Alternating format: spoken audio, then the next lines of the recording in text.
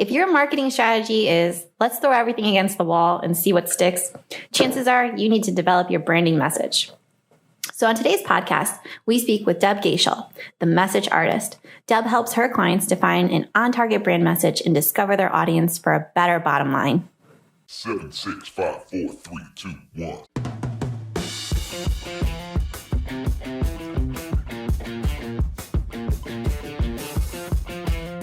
Hi, and welcome to the Marketing Essentials podcast. Our unique team helps small businesses grow by providing essential marketing expertise.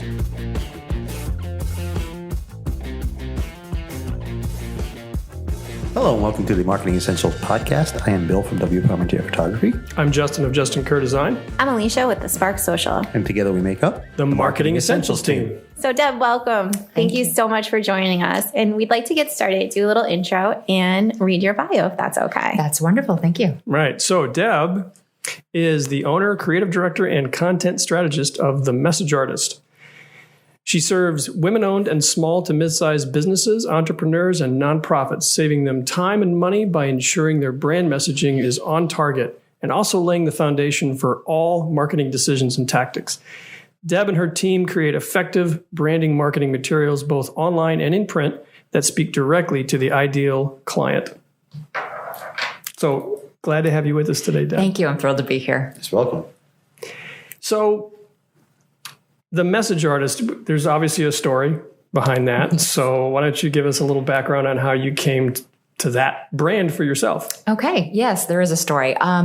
When I left my corporate career and decided to start my own business, and I focused on copywriting. And I love health and wellness industry and all things alternative health, and really looking at, I come from sort of a yoga background as well. So really looking at the holistic health arena, and it had really helped me quite a bit personally. So I thought I'd focus on that group of people. Well, I quickly learned that the individual yoga teacher can't actually afford to pay me and really doesn't need to. So that was sort of the lesson in business. But also as I started getting clients who actually were sort of full, businesses, whether solopreneurs, entrepreneurs, or just small businesses, and I tried to write copy for them for their websites or whatever it was that they needed, I found myself having to ask the same questions over and over again because I'm not a numbers gal, but I'm going to say like 90% were missing core elements of their brand.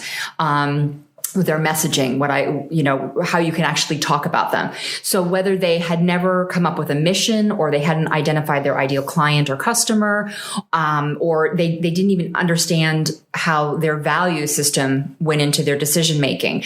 And I saw this huge gaping hole in small businesses. So then I decided, okay, I need to revamp both for myself to get the clients that could afford me, but also realizing that there's a huge need for small businesses to learn what it is that they need to do behind the scenes before they start going out and selling their product or service. Wow, that's awesome. And it's so funny because sometimes when we do these podcasts, like we don't plan to have a theme, but I do feel like from our previous podcast, it's a little bit of a theme, like having a meaning and having this behind the scenes work before you just go, hey, I'm here and I'm open for business, and that's something we talked about a little bit on our previous podcast today. So very powerful, very important. Hugely important because it as you were talking about, in the intro, and you can't just throw the spaghetti against the wall. Like you have to know who you're talking to, why you're talking to them, and why they're going to work with you or buy your product. And that requires that back end, behind the scenes homework. Nice. Yeah. Very, very important elements. I would say, most businesses, they're excited about their idea. They want to get out there. They want to get to market, but they, it's just like, well, we don't want to hold up forever, but let's take a pause and let's, work on this brand concept. Let's do your homework, I guess. Yes. I always tell folks, entrepreneurs, business people, we're all excited. We all know we have something to offer and we just want to get it out there and go for it.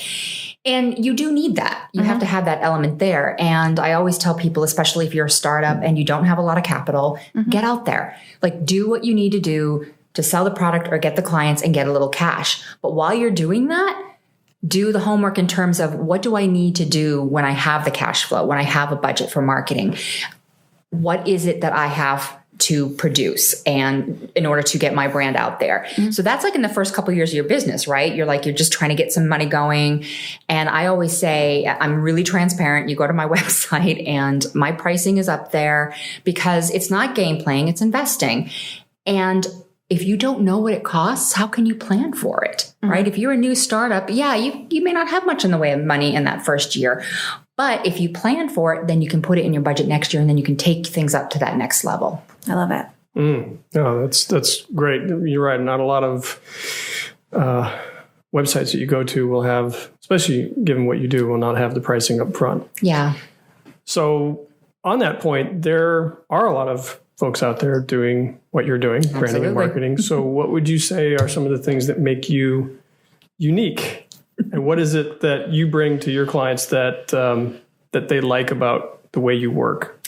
Well, to put it probably bluntly, is I don't do things, can I say half-assed? Yeah, absolutely. Go for I it. don't do things half-assed.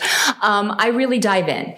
And part of it is I want to get to know my client and what they're doing and why they're doing it really holistically. So it kind of goes back to my own, that holistic viewpoint I like and how I like to operate. But if someone wants a website or they want, they're launching a new product or a new service, I want to know why. What does it look like? How's it going to work? And then beyond that, this is of course where I started running into problems in the early days, is what's driving this decision? What's driving this product launch? What's driving this new program you're offering?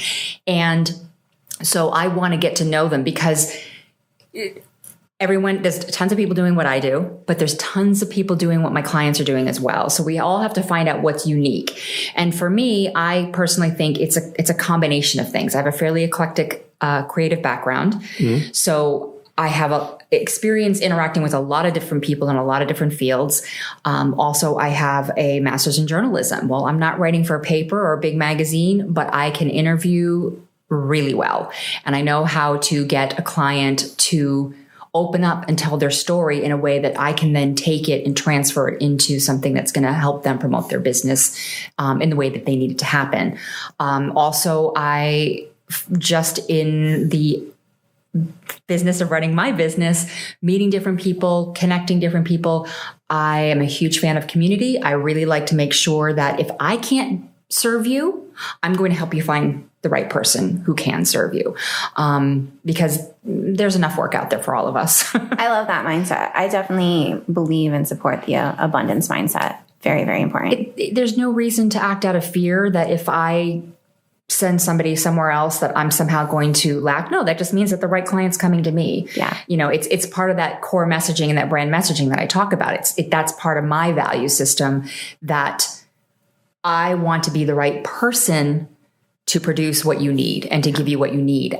I'm not going to sell you a product just because you came to me. If I'm not the right fit, I'm going to tell you. Yeah. And I think we all kind of operate under that, premise, because with the podcast alone, we have other photographers on, we have other, people in the designing arena or branding arena, and then other agencies or experts in digital marketing. And so people can say, well, isn't that your competition?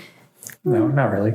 There's enough out there for everybody. Absolutely. And you have to align, right? So like a client for me may not look like a client for one of my friends who owns an agency. Sure. Absolutely. Mm-hmm. That is the crux of it. That's exactly when I talk about, helping a client find out what's your unique selling proposition or what's your unique value proposition, because that may be the only thing that determines a decision. Right. I use the example, it's silly, but it works. I was looking for, the wool dryer balls that you put in your dryer. Oh, I love those. Yeah. Well, I was looking for, I'm like, okay, I'm done with those dryer sheets. They're not good for the environment. Yep. They're not good for me.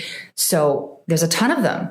Well, the decision maker for me was one of the companies that I bought from was donating a certain amount of money to a charity that aligned with my values. So they got my sale. Social impact. Literally the only thing that distinguished them from other competitors. That's awesome. So, and that's something you could just go to Amazon, click, buy, but you chose to make your purchase from a company. So that's what I tell my clients too. It's like, you look at what you do, and it may not be necessarily something in your business, but something that you're bringing uniquely to your business. Right. That makes a difference. I think the other really interesting point you said, Deb, was you interview your clients. I do. You have to extract the information, right? Because it's there. People started a business for a reason. They have a why. They have these behind the scenes things. They have things they're doing in their personal lives or a cause that's near and dear to them.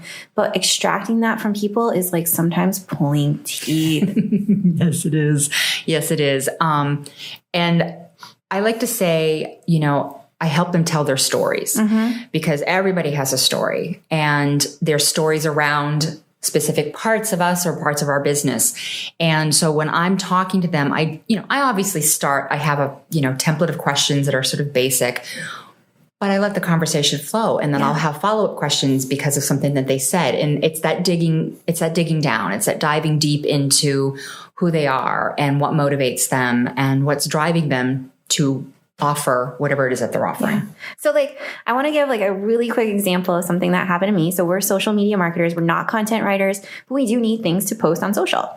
And so, often if they need base content or they're not branded, we'll push them back to work with someone blogging, etc.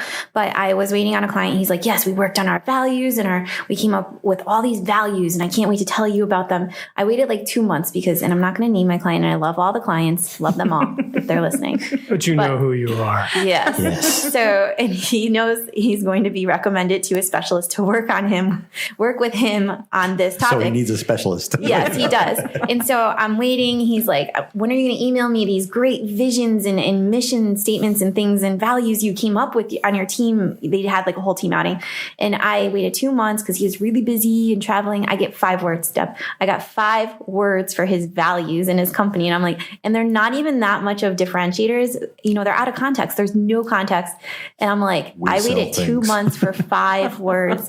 So I'm like, how are we going to transition this into a content or story or anything of relevance to your audience? And he's like, well, these are internal. Yes, but no, because it's who you are. Yes, you developed these with an internal mindset, but how can we transition this into content to show the world who you are? Yeah. I have found, and I will be very honest, it was actually a bit of a surprise for me when I started my business that I'd been in corporate for so long in marketing communications that I had forgotten that a lot of those internal terms, a lot of the internal thinking isn't common knowledge out there. Right. So when I went out when I first started introducing myself as a copywriter, I had several people mistake me for a lawyer, a copyright lawyer, which made me laugh. And I was like, oh, okay. So to kind of go back to what you're just saying, I honestly don't think that a lot of business owners understand, it is literally a lack of education around the topic, because it is so far outside of their purview. It's so far out of their realm of expertise, which is fine. That's why they're hiring people. But to help them understand that, the core values of your business, yes, it's internal. It's a cultural thing. It's how your business is running and helping inform how you make decisions. But that's the thing. Those decisions can go outward. Yeah. And it's the idea of, if all things are equal and somebody's looking at your company and trying to make a decision of whether they're working with you or not, if I'm, say, very environmentally motivated and I am distraught over how, things are going in the corporate world out there investing, and I'm ready to take some money and put it in investing, I may look at environmental causes. I want to go with an investment firm that also aligns with my values. So for your client, it's understanding that what you do, how you do it, everything impacts the customer client decision-making process. Well, absolutely. Yeah, I would agree. And, playing off what you're saying, Alicia, about the values, it's internal and it's external. It's internal because you need to be clear to people that you're bringing onto your team. This is what we're about. And if this is not a good fit for you, you need to know that up front. Yeah, absolutely. Right? And same for clients. If we're not a good fit for you, we want to be clear up front that this is what we're about. Yeah. And I think one of the things that those very clearly developed core values do is help you find those right clients, because now you're including and excluding fits and not good fits. Your clients, and then who you surround yourself with. So, who are you going to work with as vendors that align with you? Who is going to come to your team and hiring and training people is expensive. Retention is huge. You want to attract the right people. Absolutely. And I agree. I mean, that's partly why I talk about even, your mission and your vision. Those need to be something that everybody who works with you, for you, needs to know what those are. Yeah. So, if you're the solo person and a home office, well, make sure that stuff's on your website. If you have a reception, reception for your office, make sure there's something right up on the wall.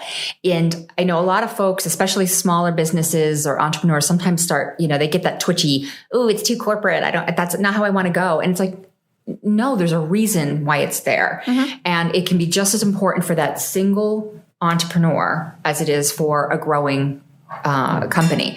And because it drives everything. It absolutely drives everything. And I can understand someone's aversion to corporate speak or tech speak. Mm-hmm. But your mission, your vision, your values, they can be written in human language. Absolutely. They can be as informal and funky as you want to make them, mm-hmm. because it's got to be a good fit for you. So if you're informal and funky, then your mission, vision, and value should reflect that, right? Mm-hmm. If you're buttoned down and boring, well, then your mission, vision, and value should reflect that too. Wait, what? I just laughed because I remember working with you on our logo and design stuff, and you had come up with some statements, and one of them was not buttoned up at all. Oh, right. Can I say it? Yeah, go ahead. Yeah. It's like light shit on fire. Because we're fun and we want to bring that energy. I love that. That's a huge peek right into the inner workings of you guys. You know what I mean? And I think that is very important. I mean, when I take someone through the process of, what are your values? I said, start with yourself, like as a person, as a human. And I don't allow them to get away with saying, well, honesty is a value. Great. But what does honesty mean to you? Mm-hmm. Yeah. Because everybody has shades of meaning, right? So honesty and transparency. Yeah, they're part of my values, but what does that mean for me? What does that mean for you as my potential client or existing client, right? So I think it's important for that context to say, okay, these are the values that I have, and they're driving the business, but this is what it means to us here, right? And then it's not, it's just not, it's not something you're throwing out. It actually has meaning. Right. It's not just a generic word like, one of our core values is quality. What does that mean? Exactly. It means quality. Come on, get right. I actually saw a list of core values recently that one of them was people. Yeah, well, I got that your one. Core value is people. Noun. Okay, what does that mean? Exactly. We like people. We like to eat people. What? Tell me how you value people. Yeah, exactly. Cannibals are us. Because there's a big difference between we like being with people and we like eating people, and we need to know that distinction. Yes, yes. I'd say so. Yeah. Grammar and specificity. These two things will save your life, people. Yes. What is it? Let's eat grandma. Let's eat grandma. Yeah, instead of let's eat grandma. Yeah, exactly. Very important stuff. Yes, very important stuff. Sorry, I don't know how we got on cannibalism, but why don't we get back to the things we talk about on this podcast? I know. So you've talked a lot about your process, and where does the messaging obviously is important, and that's the foundation of I think of everything. And where does the marketing and the visual design, where does that come in, and how does that fold into the messaging? Okay, so really, depending on where a business is, because I've worked with new businesses that plain need a brand, right? They have nothing. And then I work with businesses that have had an established brand of one way, one kind or another for several years. And so I kind of take a look at where they are. And, if they've got really the elements of a good brand, I will still dive in. I still want to learn about it and see, okay, what needs to tweak, what's working, what's not working. And the answers to those questions usually will determine, are we looking at a visual redesign? Do we need to redo your logo? Do we need to redo colors? Do we need to, just the tone, the feel, your personality? Because in my head, your brand messaging helps define the personality. Do we need to update those photos from 1987 that you're using? Absolutely. Getting twitchy over here. Yeah. If I get somebody who really is starting out and needs it all, and I love actually both scenarios, but I really do enjoy helping someone establish that brand. And I love the interview process because there isn't one interview I've done. No, I'll take that back. I think there's been one in which the business owner didn't learn something new about themselves in their business or about their business in this process. And when we go through this and we have all of these messaging elements in place, And at that point, I've got that personality, I've got that tone, I've got their all of those core elements, their goals, their mission, their vision, their values, who their ideal client is. All of these pieces come together, their unique selling proposition. Then we'll work with the design aspect of things, and start having that conversation, because now the designer has all this information and can actually really come up with the right visual. And so many of us have done it. You launch out the door and you go to Vistaprint or somewhere else, and I'm not knocking them because they serve a purpose. They do. And you get some kind of logo, or you go to one of those sites for really low money and you get some kind of logo, and you end up with what looks like clip art, in my opinion, or it's generic. And again, if you're just launching, you get out the door, you do what you can, but then really start doing your homework. Who do you want to work with? Because that visual brand is what's remembered. And it's like I've told some of my clients, you can get McDonald's to cater your wedding if you want. Absolutely. That's a great analogy, actually. And I find that, it's really interesting. Here's a great example. One of my clients, now she'd been in business for some time. She has a wellness center, and she'd had it for 15 years.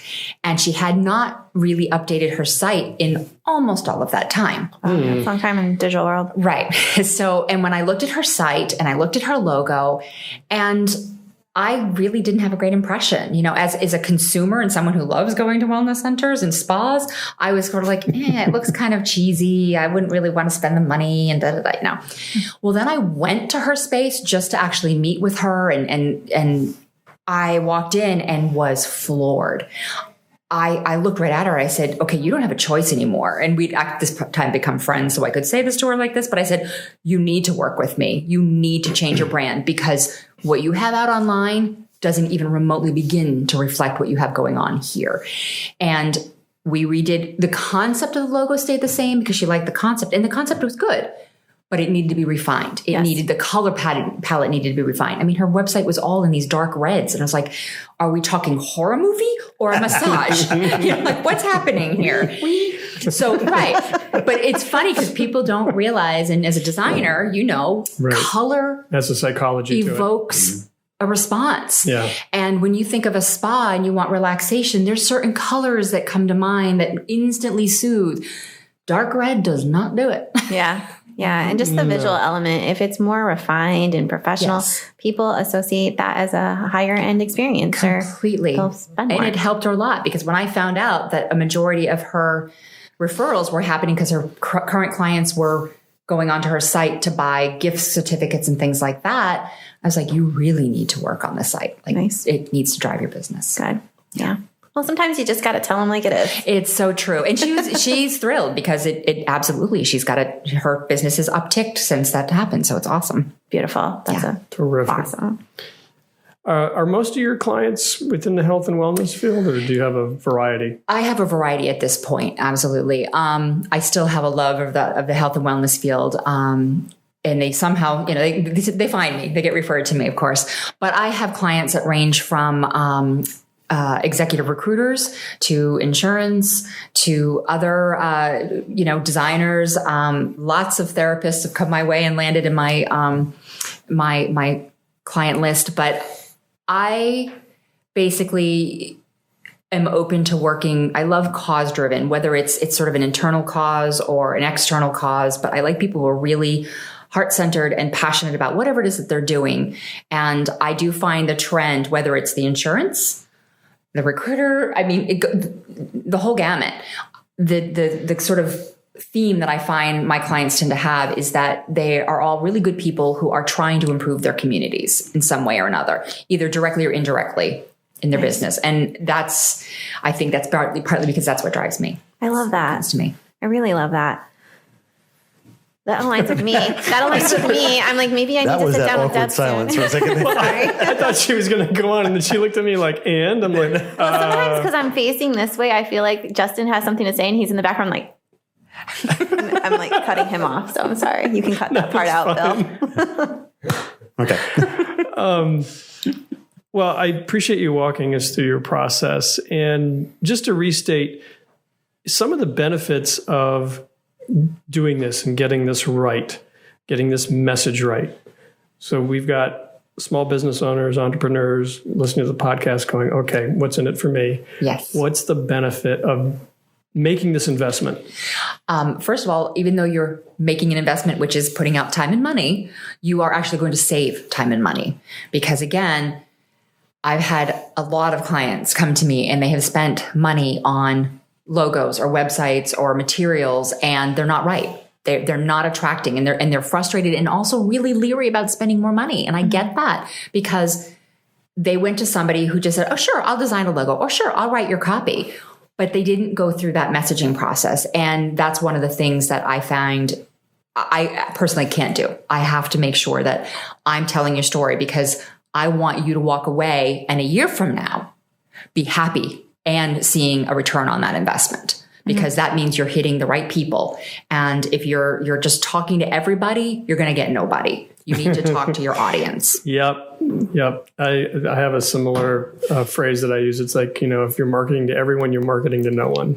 That's exactly it. Yes. It's just, it's too diluted. Yeah. I hate to bring it up again, but GoPro, I just read an article, again, this came up on another podcast, but they changed their marketing because they wanted to be this versatile camera for everyone. So they changed their content marketing to focus on, the mom at the soccer field, and it didn't work. Their sales dipped. And then they changed the marketing plan up to go back to that extreme sports person, and the sales went back up because they forgot who they were and where they came from. GoPro was invented by a surfer, by the way. There you go. Oh, okay. So there. So, yeah. All right. No, it's just so much easier if you're talking to the right person. And that's what I at the bottom line, I said, look, I'm trying to make your life as a business owner easier. And it works for me. It works for everybody in this room. It works for every client we run across. It's like, if you know who you're talking to and who's going to buy your product or your service, that's who your audience is. And that's who you're talking to. Beautiful. So the takeaways, I think, from this is, don't skip the brand messaging. No. That's the foundation for everything else, the visual, the marketing, all of that, helping find the right clients, helping find the right partners, employees. It's the brand message. So it's very important. Don't skip that. And also to recognize the value of the process. And now I don't know like the time frame that you would normally take to walk somebody through this process, but I'm going to take a guess and say this doesn't happen in a day. No, no, it does not. Generally, if I'm going to take someone through a sort of core, what I call a core messaging intensive, the fastest we have ever done that is a very intense couple-hour interview, but then I go away and I do my thing. But generally speaking, no, it's a very long interview. It's a very intense interview. And then I go back and we kind of rework it. And that's just the beginning. Right. Just to get the message. Yeah. Awesome. Well, thank you so much for coming in and talking to us about messaging and branding. It's one of the things close to my heart. So I'm very excited that you're here. But really? Yeah. I don't think people can hear this enough. It's critical, especially for, people that have small businesses and they want to thrive. Absolutely. And thriving businesses make thriving communities. So it's all good. So if someone listening to this podcast is said, okay, I'm sold, how do I get a hold of Deb? You can go to my website, messageartist.com. Okay. Love that. And I'm assuming you're elsewhere on the web as well? Oh, I'm on LinkedIn. I'm on Facebook. And actually, I do have a new Messaging Matters Facebook group I launched this month.